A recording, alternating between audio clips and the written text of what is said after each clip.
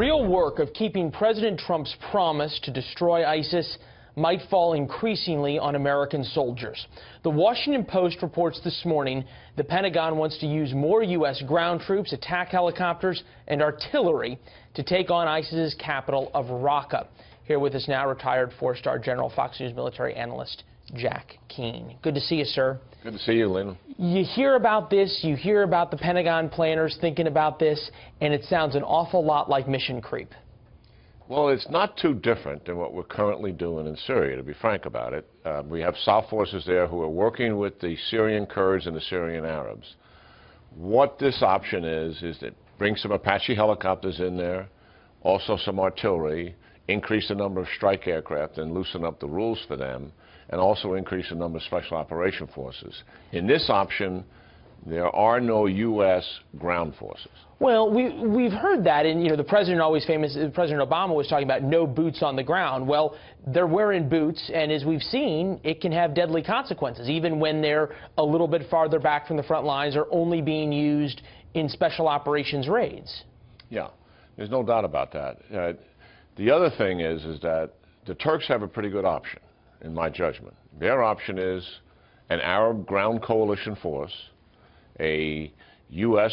ground force, small, modest, and also Turks. Now, why are they proposing this? Because the other option that we just spoke of... Well, the Turks aren't benevolent in this, let's put it that way.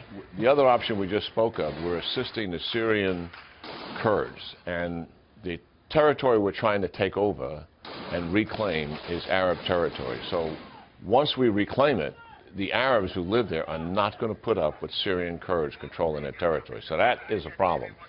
This other option also is an issue because that introduces U.S. ground forces for the first time in Syria. The thought would be Turks and U.S. would pull out after the territory is reclaimed, and the Syrian Arab coalition would stay on the ground.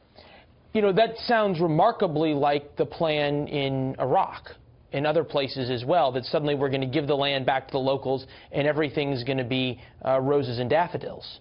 Well, the end state is really critical, as you point out. In Iraq it is.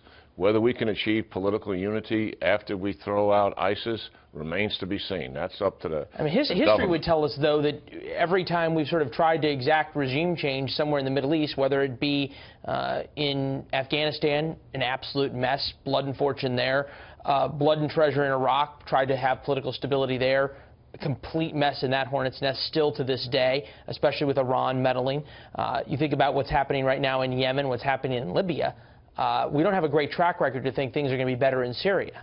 Well, these are driven by U.S. policies, unfortunately. The situation in Afghanistan is driven fundamentally by U.S. Obama policy. We withdrew from Iraq, and we did not help the Libyans who needed assistance after Gaddafi was deposed, and they asked us for assistance, and we did not provide it. That led to our ambassador being killed and the embassy being closed down and the consulate being burned to the ground. Those are U.S. policy decisions. So what's the answer for folks sitting at home right now who are reading this going, wow, all of a sudden there's going to be a lot more U.S. boys in harm's way. There's a lot more of my tax dollars going to another war in another Middle East country.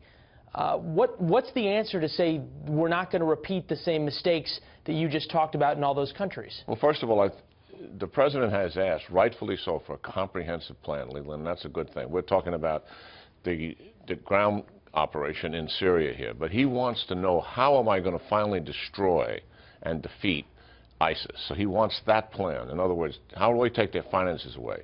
How do we work with the allies in the region where ISIS has expanded into 30-plus countries?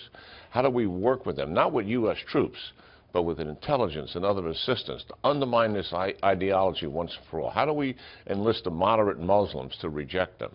That's a part of the plan that's not going to get a lot of advertisement, but it's absolutely critical for success. Well, and probably also critical in terms of having, to your point, either Syrian Arabs or a pan-Arab coalition that's willing to take control of this. The one wild card, and maybe it's not even a wild card, that comes in when you're dealing with Syria is, number one, the Russians, but number two, the Iranians, who seem to just have tons of fun these days poking at the United States, whether it be missile tests, whether it be harassing ships in the Strait of Hormuz. Whatever it is, the Iranians still seem to find Syria as a good place to poke the United States? As far as they're concerned, Syria is their client state.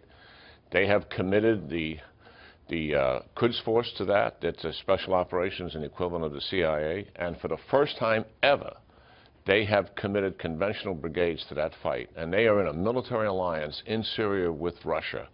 As they are working together in Yemen, as they're trying to undermine the United States in Iraq, they are dead serious about wanting to dominate and control the Middle East. And they have a new ally in Russia to help them do it. Well, and you have to wonder how happy Iran's going to be about U.S. forces inside Syria dealing with that. General, appreciate it. Always good talking to you. Thanks so much, sir. Good to see you.